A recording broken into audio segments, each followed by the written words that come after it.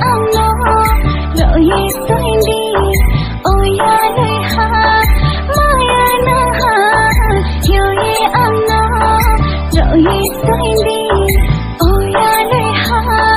mai na ha hiểu ang nó rồi tôi đi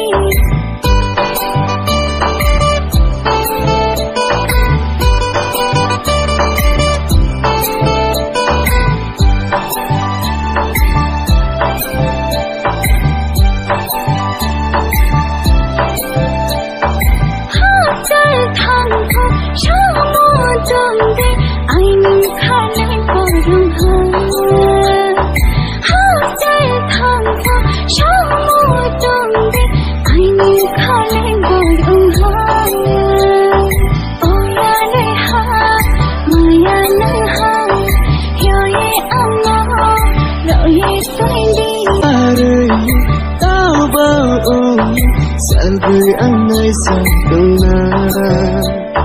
Masing cari kung tumbang